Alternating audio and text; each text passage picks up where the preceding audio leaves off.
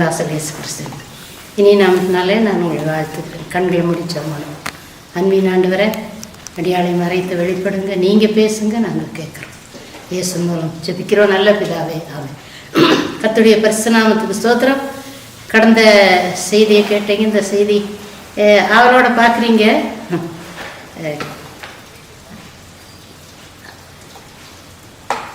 என்ன மறுபடியும் என்ன பேசுகிறதுன்னு தெரியல. எல்லாம் போன செய்தி எனக்கு நிறைய விட்டுட்டேன். அதை உங்களால் தாங்க முடியாது. எங்கள் அம்மா நகையாக போட்டுட்ருப்பாங்களாம். காதில் கழுத்தில் வளையல் மோதிரம், ஒரு பொட்டு தங்கம் இல்லாமல் தாலி கொடி, தாலியும் விற்று கம்மலெல்லாம் விற்று அப்படியே மொழியாக வந்தாங்க. எவ்வளோ ஒரு வேதனையான காரியம் இல்லை. அதனால் அதெல்லாம் ஆண்டவருடைய சித்தத்துக்கு ஒத்துக்கணும். எத்தனையோ பேர் தடுத்தாங்களா? தடுத்த யோசனை பண்ணணும். ஏன்னோ கவர்மெண்ட்டு வேலை பார்க்கணும், அரசாங்க உத்தியோகப்பா, அப்படியெல்லாம் ஒரு பிடிவாதமாக, ஒரு வேளை எங்கள் அப்பா பேரில் தப்பு இருக்கலாம், பிடிவாதமாக எத்தனை பேர் தடுத்து நல்ல வேலையை விட்டு நல்ல வாழ்க்கையை விட்டுட்டு கடந்து போனது தவறு. சரி, பரவாயில்ல. இப்போ அடுத்த என்ன நடந்துச்சு அப்படிங்கும்போது, அப்பாவுக்கு வேலை யாரும் கொடுப்பாங்க. அப்பா எங்களை கொண்டுட்டு போய் என்னுடைய அண்ணன், என் தம்பி, நான், அம்மா, பெரிய அண்ணன், அவர் ஒரு 10-21 வயசு தான் இருக்குது அவருக்கு. அவரை அந்த சின்கோனாங்கிற எஸ்டேட்டில் ஃபீல்டு கனெக்டர். அவருக்கு சம்பளம் கம்மி. இந்த சம்பளத்தை வச்சு எங்களால் ஒன்றும் பண்ண முடியல. சாப்பிட ஒரு நேரம் சாப்பிட்டு ஒரு நேரம் சாப்பிடாம அப்படி அதுவும் கஷ்டப்பட்டாங்களாம். கஷ்டப்பட்டோம். நாங்கள் என்ன பண்ணுறதுன்னு தெரியல. அண்ணன் அவர் காலையில் போனார்னா அங்கே மத்தியானத்தில் அந்த லேபர்ஸ் பெண்கள் அவங்க, ஐயா இன்னைக்கு நாங்கள் உங்களுக்கு சாப்பாடு, ஐயா இன்னைக்கு எங்கள் வீட்டில் சாப்பாடு டிஃபனில் கொண்டு வந்து கொடுத்துருவாங்களா. அண்ணன் சாப்பிட்ருவார். அப்புறம் சாயங்காலம் அண்ணன் மாதிரி உள்ள வயசு அங்கே இருக்கிறவங்க அந்த கிளப்பு அங்கே அந்த எஸ்டேட்டுகளில் அதில் போய் சீட்டாடுறது, கேரம் போர்டு, இது சில பொழுதுபோக்கு, அதில் போய் அண்ணனை கூப்பிட்டு போவாங்களே, வாங்க சார் அப்படின்ட்டு அங்கே போய் வாலிப பசங்களோடு அதில் முடிச்சுட்டு வரும்போது யாராவது ஒரு கண்டிப்பாக கூப்பிட்டு போவாங்களே, இன்னைக்கு இங்கே தான் சாப்பிடணும் அப்படின்னு. அப்படி அண்ணனுடைய காரியம். எங்களுக்கு நாளுக்கு நாள் பாதி தான் சம்பளம். அதில் கடைசியில் சம்பளத்தில் செலவு, அதுக்கு மேலே ஒன்றும் பண்ண முடியல. ரொம்ப சின்ன அண்ணன், 2வது அண்ணன் ஒரு எங்கள் அண்ணன் மாதிரியே ஒரு பேச்சுலர், ஒரு வாலிப பையன், பக்கத்து வீடு, லைன் வீடு, வரிசையாக லைன் வீடு. அப்போ அவர் தனிமையாக இருக்கிறதுனால அங்கே ஒரு சின்ன கடை, அந்த சின்கோனா எஸ்டேட்டில் டீ கடை, 2-3 கடையில் இவர் ஒரு கடையில் காலையில் டிஃபன் சாப்பிடுவாராம் அந்த பக்கத்து வீட்டு அந்த அண்ணன், மத்தியானமும் சாப்பிடுவாராம். நைட்டு எங்கள் அண்ணன் ரொம்ப ஓடிட்டு விளையாட்டு அவர்கிட்ட போய் பேசிட்டு எல்லாம் இருக்குவான். அப்போ அண்ணனை சொன்னா, தம்பி நீ வந்து நைட்டில் எனக்கு கொஞ்சம் போயிட்டு வர்றது கஷ்டமாக இருக்கு, கொஞ்சம் சாப்பாடு எடுத்துகிட்டு வந்துடுறியா, ஹோட்டலில் டிஃபன் கேரியரில் தருவாங்க. சரிண்ணா, அப்போ நீயும் அங்கே ஒரு சாப்பாட்டுக்கு நான் சொல்லிடுறேன், எங்களுடைய கஷ்டம் கொஞ்சம் தெரிஞ்சிருச்சு, இதோ உளறிப்பா அது போல் இருக்கேன் எங்கள் அண்ணன், சின்ன அண்ணன், நீ ஒரு சாப்பாடு நீ அங்கே சாப்பிட்டுக்கோ, ஒரு சாப்பாடு எடுத்துகிட்டு வந்துடு. சரி, அண்ணனுக்கு அங்கே சின்ன அண்ணனுக்கு நைட் சாப்பாடு. மத்தியானத்தில் நான், எங்கள் சின்ன அண்ணன், என் தம்பி 3 பேரும் ஸ்கூலில் திருப்தியாக சாப்பிடுவோம். எல்லாரும் ஒரு மாதிரி சாப்பிட்டா வேண்டாம், நாங்கள் திருப்தியாக கேட்டு வாங்கி சாப்பிடுவோம் 3 பேரும். நாங்கள் 2 பேரும் ரொம்ப திருப்தியாக சாப்பிடுவோம், சந்தோஷமாக சாப்பிடுவோம். ஏன்னா காலையிலையும் இல்லை, நைட்லேயும் ஒன்றும் இல்லை. அப்புறம் சாப்பிட்டுட்டு வந்துடுவோம். இந்த பக்கத்தில் காலையிலைக்கு ஒன்று இருக்காதல்ல, அம்மா நான் சொன்னாங்க, பக்கத்தில் போய் கொஞ்சம் அரிசி வாங்கிட்டு வா அப்படின்னாங்க. அப்போ நாங்கள் வாங்கிட்டு வரோமே. அங்கே போன உடனே பக்கத்தில் இருந்தவங்க, இந்த புதுசாக வந்திருக்குறாங்க சின்ன குழந்தைங்க, இந்த அப்படின்னு சொல்லிட்டு 2-3 படி அரிசியை கொடுத்தாங்க. கொண்டு அம்மாட்ட கொடுத்தோம். அம்மாவுக்கு சந்தோஷம், ஏன்னா அம்மா ஒன்றுமே சாப்பிட்றதில்ல. அப்போ அந்த அரிசியை வாங்கி கஞ்சி வச்சு எங்களுக்கு கொஞ்சம் கொடுத்துட்டு, அவங்களும் கொஞ்சம் கஞ்சி குடிச்சிட்டு, சின்ன அண்ணன் பெரிய எல்லாம் கொடுத்துட்டு போயிடுறாங்க. மத்தியானத்தில் எங்களுக்கு அங்கே சாப்பாடு. சாயங்காலத்தில் எங்கள் அண்ணன் டிஃபன் கேரியரில் அந்த பக்கத்து வீட்டு அண்ணனுக்கு சாப்பாடை கொடுத்துட்டு அவர் சாப்பிட்டு முடிச்சதுக்கப்புறம், தம்பி இதை வாஷ் பண்ணி கழுவிட்டு காலையில் கொண்டு போய் அந்த ஹோட்டலில் கொடுத்துருப்பா அப்படின்னு. சரிண்ணா வாங்கிட்டு கேரியரை கொண்டுட்டு வருவார். நாங்கள் உட்காந்து பார்த்துட்டே இருப்போம், நானும் என் தம்பி. வந்ததை 2 பேரும் போய் இந்த டிஃபன் கேரியரை கொண்டு வந்து அதை வச்சு அதை எடுத்து அந்த அடியில் சாப்பாடு இருக்கும். சில சமயம் கொஞ்சம் ஜாஸ்தியாக இருக்கும், சில சமயம் கொஞ்சம் கம்மியாக இருக்கும். அடுத்தது சாம்பார், அதுக்கப்புறம் பொரியல், அதுக்கப்புறம் ரசம், அதுக்கப்புறம் மோர்.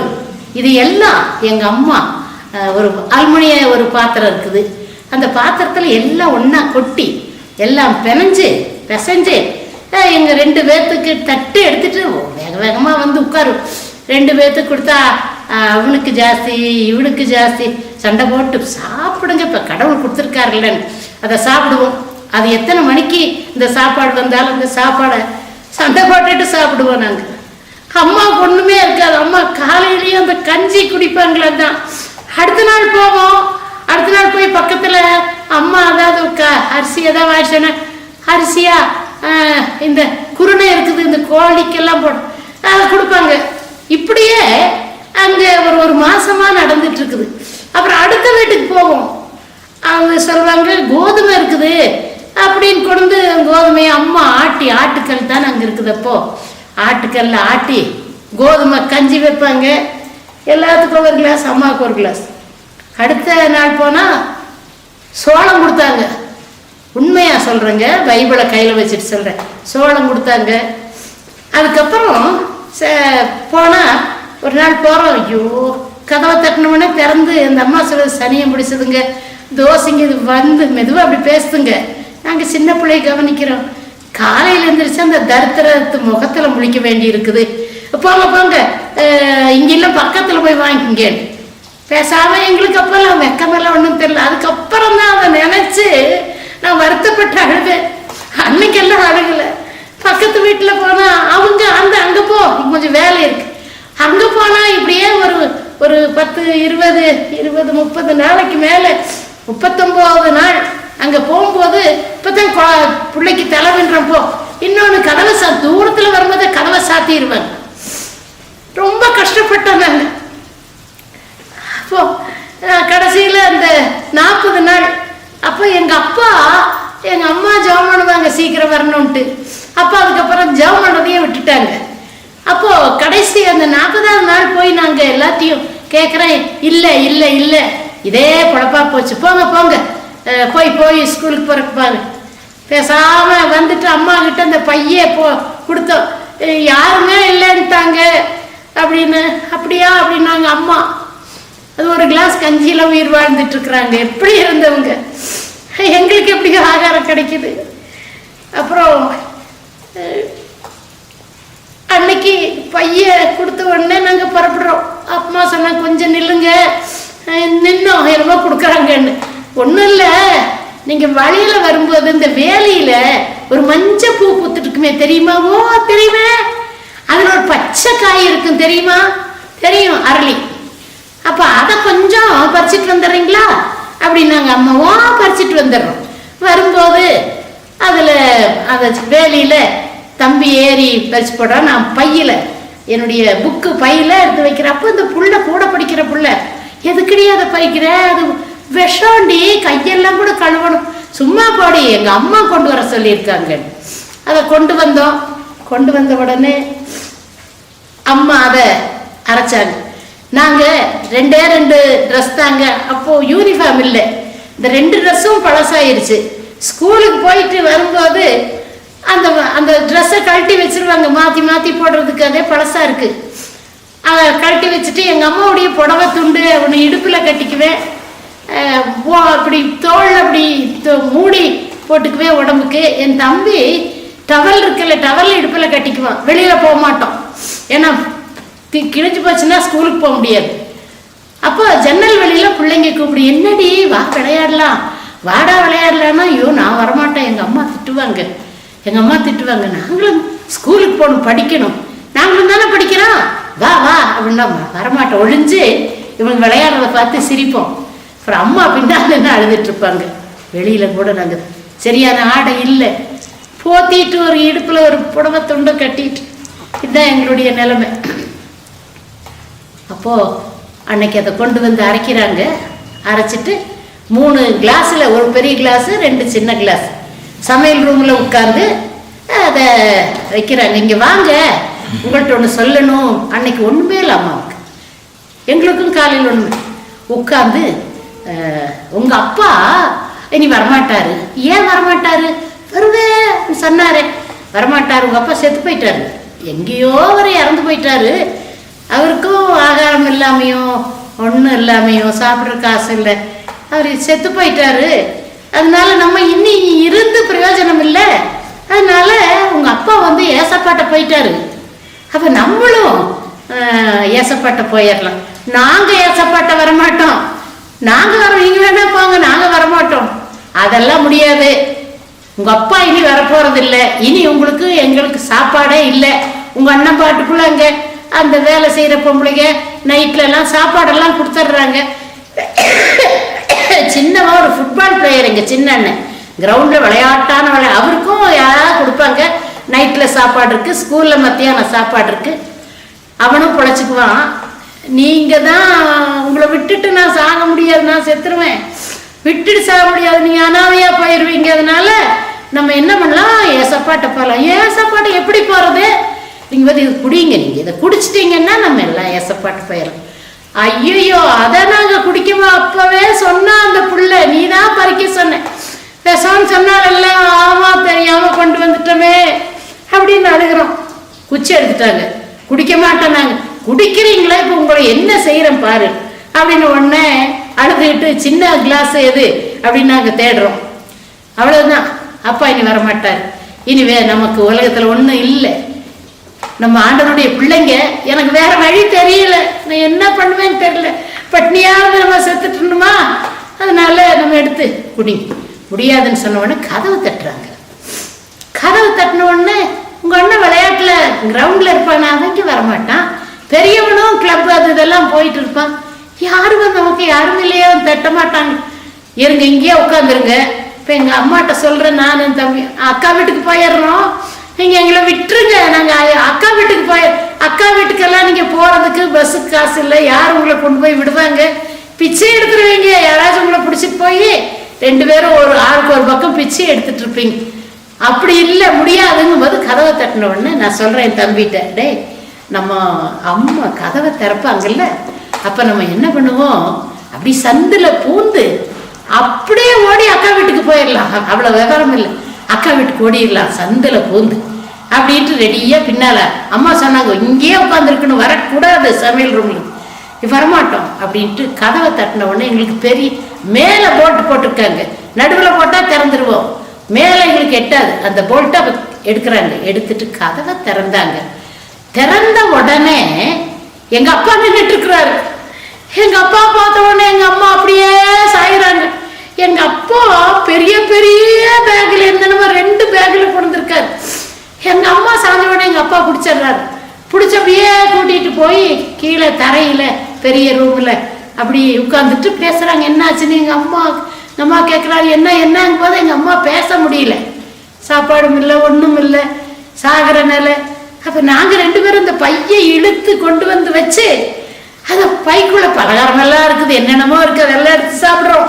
அதுக்கப்புறம் நல்ல துணிகள் எல்லாம் இருக்குது, அதையெல்லாம் இதெல்லாம் கட்டி போட்டு அதையெல்லாம் போட்டுக்கிறோம். போட்டுட்டு சாப்பிட்டுட்டு அப்புறம் எங்க அம்மா அப்பாவும் அந்த கதவை அந்த சிவத்தோரத்துல பேசிட்டு இருக்கிறத பார்த்த உடனே, வா வா வா நான் அப்பாட்ட சொல்லலாம் வான்னு நான் எந்திரிச்சு, அப்பா நீங்க சாகலையா அப்படின்னு. நான் ஏன் சாகணும்?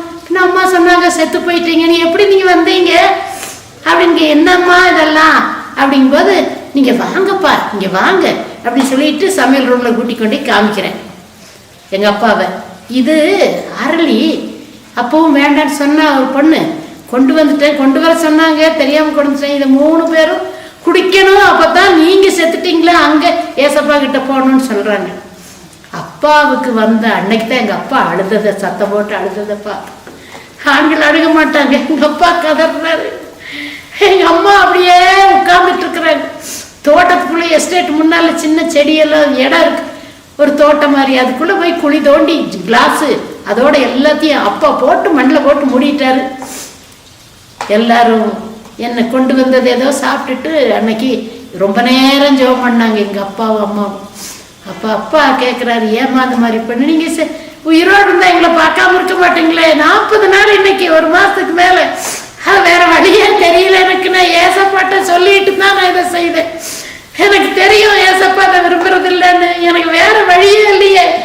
குழந்தைகளும் நாங்களும் பட்னியா இருந்து என்ன பட்னியா சாகிறத விட ஒரே அடியா செத்து போயிடணும்னு தான் செய்தேன்.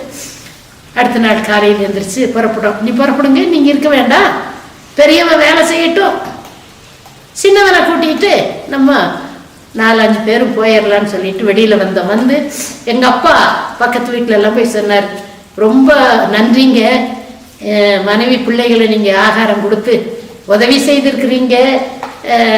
நேத்து ஒன்றும் இல்லை, பிள்ளைகளுக்கும் அம்மாவுக்கு ஒன்றும் இல்லை, அதனால இனி நானும் வரமாட்டேன்னு சொல்லி அரளிக்காயை கொண்டு வந்து அரைச்சு நேத்து நான் வரலன்னு சொன்னா அவங்க 3 பேரும் செத்துருப்பாங்க உள்ள. கடவுளா பார்த்து என்னை சீக்கிரமா அனுப்பிச்சிட்டாரு, அதனால தான் நான் வந்தேன். பரவாயில்ல, நீங்க இது வரைக்கும் காப்பாத்துறீங்க, உங்களுக்கு நன்றிங்க. அவங்க ஓன்னு அழுகுறாங்க பொம்பளைங்க எல்லாம். ஐயோ எங்களுக்கு தெரியாது, அம்மா கூட எங்களை வந்து எங்கள்கிட்ட பேசலாம் இல்ல, வரவே மாட்டாங்க. அப்ப எங்களுக்கு என்ன இந்த அம்மா அப்படின்னு நினைச்சோம். ஆனா அவங்க பொறுமையானவங்க, தெய்வ பக்தி உள்ளவங்களா அப்படின்ட்டு எங்களுக்கு தெரியலையே. இந்த குழந்தை ஐயோ தினம் வருவேன், தோசைங்க இது மூஞ்சில முழிச்சா கச்சி கிடைக்காதுன்னா பேசினாம அவங்க மனசுக்குள்ள அப்படியே அவங்க சொல்றாங்க, ஐயோ ஒருத்தர் இப்படி நம்ம செய்துட்டோமே, சரியா நீங்க இருங்க நாங்க பாத்துக்கிறோம் அப்படிங்கும் போது அப்போ அப்பா சொன்னாரு, இல்லைங்க எனக்கு வேலை கிடைச்சா வீடு கிடைக்காது, வீடு இல்லாம குழந்தைகளை எப்படி கூட்டு போறது, அதனால வீடு கிடைச்சா வேலையும் இல்லை அந்த வேலை, அதனாலதான் இவ்வளவு லேட்டா போச்சு, இல்லைன்னா நான் விட்டுட்டு இருக்க மாட்டேன். இப்ப வீடும் கிடைச்சு வேலையும் கிடைச்சிருக்கு, அதனால கூட்டிட்டு போறேன்.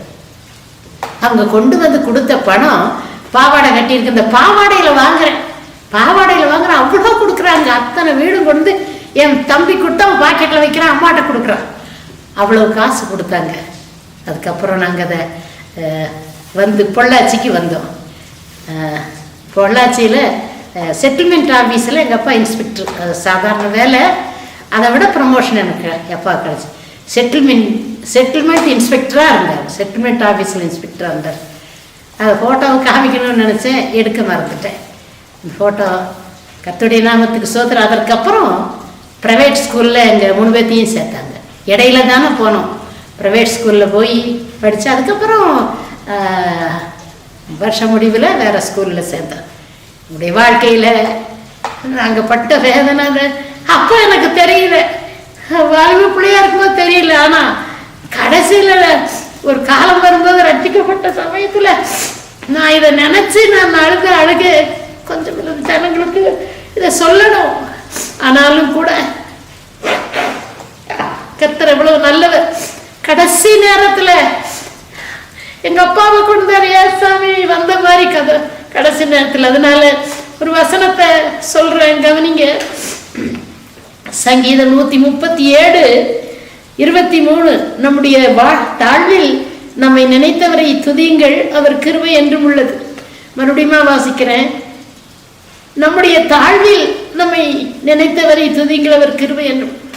ஒரு வீடு பிரதிஷ்டை, அதில் இப்போ இருக்கிற வீடு, அதில் நிறைய வசனம் கொடுத்தாங்க, ப்ரெசன்டேஷன். அதில் இந்த ஒரு வசனம் கொண்டு கொடுக்குறாங்க. அப்போ எங்கள் வீட்டில் எல்லாரும், எங்கள் மருமக்கள் எல்லாம், ஆண்டி உங்களுக்கு ஏற்ற வசனத்தை கொடுத்துருக்குறாரு ஆண்டவர். அதை பார்க்கும்போதெல்லாம் என்னுடைய ரூமில் மாட்டி வச்சிருக்கிறேன். தாழ்வில் நம்மை நினைத்தவரை துதிங்க. இன்றைக்கு வீரத்தை திறந்தா எனக்கு வாங்கி கொடுக்குற புடவைகள் அவ்வளவு இருக்குது, ட்ரெஸ் இருக்குது. பாத்திரத்தை பார்த்தா நிறைய எல்லா பாத்திரத்துலயும் அரிசி. தினம் எங்க வீட்டுல ஒரு 3-4 பேர் சாப்பிடுறாங்க. யாரையும் மத்தியானத்திலயோ காலையிலயும் வந்தா நான் அனுப்பவே மாட்டேன், சும்மா அனுப்பவே. ஒரு நாள் நான் பட்னியா இருந்திருக்கிறேன், வேதனையா இருந்திருக்கிறேன். வர்றவங்களுக்கு எல்லாம் சாப்பாடு கொடுக்காம போக மாட்டேன். அவங்க சொல்லுவாங்க, அங்க போனா சாப்பிடாம அனுப்ப மாட்டாங்க. எத்தனையோ காரியங்களை ஆண்டவர் கொடுத்து என்ன உயர்த்தி இருக்கிறார். எனக்கு வீடை கொடுத்துருக்காரு, ஒரு சபையை கொடுத்துருக்காரு, முத்துறையில் ஒரு ஆலயத்தை வாங்கி கட்டி கொடுத்தாங்க. இப்போ ஒன்று கட்டிட்டு இருக்கிறேன். எனக்கு ஒரு குறை இல்லை. என் பிள்ளைகள் எல்லாம் படித்தாங்க. எங்க அப்பா படித்த படிப்பு, என் பேர பிள்ளைகள் எல்லாம் பெரிய பெரிய படிப்பு படிச்சுட்டு இருக்கிறாங்க. அடிக்கிற ஒரு குறையில் எல்லாவற்றுக்கு மேலே இவ்வளோ பெரிய ஊழியத்தை ஆண்டவர் கொடுத்தாரு. எனக்கு 42 வருஷமா நான் ஊழியம் செய்யறேன். ஒரு நாளும் என்னை யாரும் எதிர்த்ததில்லை. டிவியில பேசுறேன். இன்னைக்கு 17 வருஷமா கர்த்தர் இருக்க இருக்க என்னை உயர்த்திட்டே இருக்கிறார். என்னுடைய குடும்பம், உன் பிள்ளைகளுடைய சமாதானம் பெரிதாக இருக்கும், உன் பிள்ளைகள் எல்லாரும் கர்த்தரால் போதிக்கப்பட்டிருப்பார்கள் என்ற வாக்கு தத்தத்தின்படி கர்த்தர் இதுவரைக்கும் நான் ஆசீர்வதிச்சிருக்கிறாரு. நான் எதுக்கும் நான் இப்ப கவலைப்படுறேன். நான் கொடுக்குறேன். நான் எங்கிட்ட 10 ரூபாய் கேட்டா 2 ரூபாய் கொடுத்துருவேன். எங்கிட்ட அவங்க வரும்போது உடையின்னு கேட்டா நான் நிறைய கொடுத்துருவேன். நான் என்ன கேட்டாலும் கொடுப்பேன். எல்லாத்துக்கும் தெரியும். எல்லாத்துக்கும் முன்னாலதான் இதை பாக்குறவங்க என்ன என்கிட்ட கேட்டவங்களே இல்லைன்னு நான் சொல்றது இல்லை. ஏன்னா அந்த பாதையில கடந்து வந்தேன். அதுக்கப்புறம் தான் எனக்கு இவ்வளவு கஷ்டப்பட்டு வாழ்க்கையில ஆண்டவர் இயேசுசாமி கதவை தட்டின மாதிரி 40வது நாள் கதவை தட்டி எங்க அப்பா நின்னார். அடுத்த நாள் சந்தோஷமா பல வருஷங்கள் இருந்து எங்க அம்மா அப்பா இறந்தாங்க. கர்த்தருடைய நாமத்துக்கு ஸ்தோத்திரம். வாழ்க்கையில கர்த்தர் எங்களை எவ்வளவா உயர்த்தி ஆசீர்வதி. ஒரு நாள் அவ்வளவு கஷ்டப்பட்டோம். ஆனா நீங்க அப்படிப்பட்ட வியாதியிலையும் பிரச்சனையிலையும் குறைவுகளிலும் தரித்திரத்துல இருக்கீங்களா? கவலைப்படாதீங்க, சாக மாட்டீங்க, அந்த எண்ணத்துக்கும் போகாதீங்க. அம்மா ஒரு நாள் ஜார்ஜ் முல்லர் 100 முறை முழங்கால் நின்று பைபிள் வாசிச்சாரு. எங்க அம்மா 200 முறை வாசிச்சிருப்பாங்க. அம்மா எங்கன்னு கேட்டா என்னத்துக்கு அம்மாவை தேடல பைபிள் வாசிட்டு இருப்பாங்க. அவன் ஊழியக்காரி யாராச்சும் வந்தா பைபிள் எடுன்னு சொன்னா எங்க பைபிளை தேடுற அம்மா கிட்ட இருக்குதுவாங்க. அப்படிப்பட்ட அவங்களுடைய அந்த கடைசியில சாத்தம் அப்படியா சோதிச்சு கடைசியில ஜெயம் பெற்ற நாங்க. கர்த்தர் ஜெயம் கொண்டவர். நல்ல கவலைப்படாதீங்க. உங்க வாழ்க்கையிலும் கூட இப்படிப்பட்ட எனக்கு இதை சொல்ல இதை நான் ஏற்கனவே என் கண்ணு வீங்க. இப்ப இதை காலையில நான் ப்ரிப்பேர் பண்ணும்போதே நான் அழுதுட்டாதான் பண்ணேன். இதை காட்டிலும் நிறைய காரியம் சொல்ல முடியல, எனக்கு சொல்ல முடியல. கர்த்தருடைய நாமத்துக்கு ஸ்தோத்திரம். அதான் அந்த பொள்ளாச்சிக்கு போனதுக்கப்புறம் எங்கள் அப்பாவுக்கு அந்த கவர்மெண்ட் ஜாப் கிடைச்சதுக்கப்புறம் நல்லா இருந்துட்டோம். அதுக்கப்புறம் எங்கள் அண்ணன்மாரெல்லாம் பெரியவங்களாயிட்டாங்க. அவங்களெல்லாம் எங்களுக்கு உதவி செய்தாங்க. பிள்ளைகளெல்லாம் எங்களுக்கெல்லாம் எல்லா செலவும் எல்லா காரியமும் என்னுடைய சகோதரர்கள், என்னுடைய அக்கா எல்லாருமே எங்களை சரியானபடி கர்த்தர் அவங்களுடைய உள்ளத்திலே அநேகர் எங்களுக்கு உதவியாக இருந்தாங்க. கர்த்தருடைய நாமத்துக்கு ஸ்தோத்திரம். இப்பொழுது இந்த வசனத்தின்படி தாழ்வில் நம்மை நினைத்தவரை துதிங்கள், அவர் கிருபை என்று முன். இது எனக்கு கொடுத்த வாக்கு, எனக்காகவே எழுதப்பட்ட வாக்கு. அதனால என்ன முதல்ல அந்த ஆழ்வு அத்தனையும் வச்சுக்கிட்டு இல்லைன்றுச்சு. கடைசியில் அந்த ஆளை எப்படி ஆண்டவர் தண்டிச்சாரோ என்ன எனக்கு தெரியல. ஊனமுற்ற குழந்தை, அது எவ்வளோ செலவு சொல்றாங்க. உங்ககிட்ட வாங்கினதுக்கு அதிகமா 100 மடங்கு அந்த குழந்தைய அவங்க செலவு பண்ணாலும் சரியாகாது. எப்படி போகுது பார்த்தீங்களா? இந்த பக்கம் அநியாயமாக வாங்கினது அநியாயமாக போயிருச்சு அவங்களுக்கு. அதனால யாரை ஏமாற்ற வேண்டாம். என்னுடைய வாழ்க்கையில நாங்க பட்ட வேதனை. ஆனா நான் பெரியவளானதுக்கு அப்புறம் தான் உண்மையாகவே நான் சந்தோஷமாகவும் ஆசீர்வாதமும் கர்த்தரை தெரிந்து கொண்டு ஒரு ஊழியக்காரியாக ஆண்டவர் என்ன மாற்றினார். தாழ்வில் என்ன தெரிந்து கொண்டார். கர்த்தருடைய நாமத்துக்கு ஸ்தோத்திரம். கண்களை மூடி ஜெபம் பண்ணுவோம். எனக்கு காணிக்க அனுப்புங்க. எனக்கு சாப்பாட்டுக்கு துணிமணி இதெல்லாம் ஒன்றும் வேண்டாம், எல்லாம் ஆண்டவர் கொடுத்துருக்குறாரு. எனக்கு கட்டி கொண்டு இருக்கிற அந்த சபைக்கு நான் உங்கள்கிட்ட கேட்டுட்டு இருக்கிறேன். நீங்க தான் எனக்கு கொடுக்கணும். கொடுங்க, நான் அதை கட்டி முடிச்சிடணும். அதுக்குள்ள எனக்கு மரணம் வரக்கூடாது. என்னுடைய பொருத்தனை ஆண்டவர்கிட்ட. அதனால ஆண்டவர் அறியாத ஜனங்களுக்கு மத்தியில் ஒரு இடத்த வாங்கி அதை கட்டிட்டு இருக்கிற தயவு செய்து நீங்க பணம் அனுப்பணும். கண்களை மூடி ஜெபம். அன்பின் ஆண்டவரே, இந்த சாட்சிகள் எத்தனையோ குறைச்சு சொல்லிட்டு ஆண்டவரே, ஆனாலும் கூட ஆண்டவர் என்ன போல எங்களை போல ஆண்டவரே ஏமாற்றப்பட்டோம். கடைசியில ஆண்டவரே வேலை இல்லாதபடி வீடுகள் இல்லாதபடி வேதனையோடு மறிக்கிற நேரத்தில் எங்களுக்கு உதவி செய்து அதற்கப்புறம் ஆண்டவரே எங்களை நீர் ஆசீர்வதித்திருக்கிறீர். எங்களை ஆண்டவரே என்னை ஆசீர்வதியும், என்னை மற்றவர்களுக்கு ஆசீர்வாதமாக வையோன்னு சொன்ன வார்த்தையை நான் ஜெபம் பண்ணிட்டு இருக்கிறேன். ஆண்டவரே, ஒரு குறைவில்லாதபடி சிங்கக்குட்டிகள் தாழ்ச்சி அடைந்து பட்டினியா இருக்கு. கர்த்தரை தேடுகிறவர்களுக்கு ஒரு நன்மையும் குறைபடும். அப்படிப்பட்ட நல்ல ஆண்டவரை நாங்கள் வணங்குறோம். இல்லைன்னா நாங்கள் என்னைக்கோ செத்துருப்போம். எங்களுடைய ஆண்டவர் எங்களுடைய ஜீவனை காப்பாற்றி எங்களை ஆசீர்வதித்து இது மட்டும் மற்றவர்களுக்கு ஆசீர்வாதமாக வைத்திருக்கிறார். அநேக காசு பணம் கொடுக்கறத ரட்சிப்பை கொடுக்கும்படியான கிருபை செய்திருக்கு. அநேக ஆத்துமாக்களை கர்த்தருக்குள் கொண்டு வர சீஷர்களாக்க கூட கர்த்தர் எனக்கு உதவி செய்திருக்கு. எப்படிப்பட்ட பாடுகளுக்கு மத்தியில் இருக்கிறீங்களா? அப்படிப்பட்ட மக்கள் எல்லாரும் இந்த சாட்சிகளை கேட்டு நீங்க சந்தோஷப்பட்டு ஆண்டவருக்குள் மகிழ்ச்சியா இருங்க. நிச்சய முடிவு உங்க நம்பிக்கை வீண் போகாது. சில சகோதரர்கள் நாள் முடி சொல்றேன், ஏழை பிள்ளைகள் தரித்திரத்திலும் வறுமையிலும் கஷ்டத்திலும் கடனிலும் திருமணமாகாமலும் குழந்தை இல்லாமலும் பிரிந்து வாழ்கிற ஆண்டவரே, இன்னும் வேலை இல்லாதபடிக்கு ஆண்டவரே எங்களை போல ஆண்டவரே, அப்படிப்பட்ட மக்களை கூட நீங்க சந்தித்து ஆசீர்வதியும். தேவையில்லாத ஆசைப்படக்கூடாது ஆண்டவரே. இருக்கிறது போதும் என்ற ஆண்டவரே, போதும் என்கிற மனமே பொன் செய்யும் மருந்துன்னு சொல்லி நாங்கள் தெரியும் எங்களுக்கு. அதனால இருக்கிறத விட்டுட்டு பறக்கிறத யாரும் பிடிக்காதீங்க. அதனால இருக்கிறது நீங்க ஆசீர்வாதமாக இருக்கும்போது நீங்க அதை விட்டுறாதீங்க. அதுலேயே வாழ்க்கையில நீங்க ஆண்டவரை நேசிங்கன்னா உங்களை முன்னேற செய்வார் ஆண்டவர். அதனால இப்படிப்பட்ட மக்கள் யோசனை இல்லாதபடி எதையும் செய்யக்கூடாது. யோசித்து காரியங்களை செய்து குடும்ப வாழ்க்கையை நடத்துங்க. கர்த்தருக்குள் இருங்க. வேத வாசிப்பு, ஜெப உபவாசம், ஆலய வாஞ்சை, ஆத்தும பாரம், ஊழிய பாரம், ஆண்டவர் எல்லாவற்றையும் இதை பார்த்து கொண்டிருக்க மக்களுக்கு தாங்க. அவர்களை சாட்சியாக நிறுத்தும். எப்படி எங்களை ஆசீர்வதிச்சிருக்கிறீர்கள். ஒரு குறைவு இல்லை எங்களுக்கு ஆண்டவர், ஒரு குறைவு இல்லை. மக்கள், மருமக்கள், பேரப்பிள்ளைகள் எல்லாரும் நன்றாக இருக்கிறார், ஆசீர்வாதமாக இருக்கிறார்கள். இந்த சின்ன குழந்தையெல்லாம் ஆசீர்வாதமாக இருக்கு. இயேசு மூலம் ஜெபிக்கிறோம் நல்ல பிதாவே, ஆமென். இந்த ஊழியங்களை உங்கள் ஜெபத்தினாலும் உதாரத்துவமான காணிக்கைகளினாலும் தாங்கும்படி பட்சமாய் கேட்டுக்கொள்கிறோம். மேலும் இந்த ஊழியத்தின் கட்டிட நிதிக்காக சகோதரி Esther Selvarani, Canara bank account number 62322100505210, IFSC code CNRB 00162330, சேரிங் கிராஸ் பிரான்ச் ஊட்டி 603001.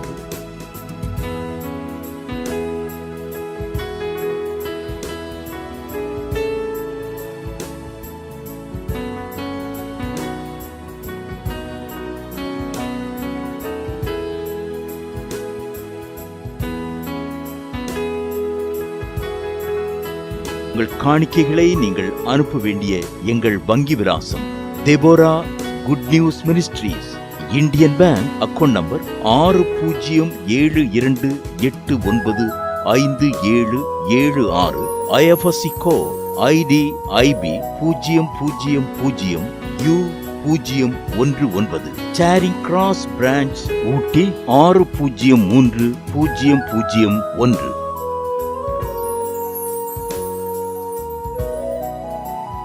மேலும் எங்களுடைய போன்பே எண்கள் 9443604157. கர்த்தர்தாமே உங்கள் அனைவரையும் ஆசீர்வதிப்பாராக. கேட்ட செய்தி உங்களுக்கு மிகவும் ஆசீர்வாதமாய் இருந்திருக்கும் என்று நம்புகிறோம். அன்பானவர்களே, உங்கள் ஜெப தேவைகளுக்கும் மேலும் ஆலோசனைகளுக்கும் நீங்கள் தொடர்பு கொள்ள வேண்டிய எங்கள் விலாசம்: சகோதரி எஸ்தர் செல்வராணி, இரக்கத்தின் வாசல் இயேசு ஊழியங்கள். செல்போன் 9443600415 7.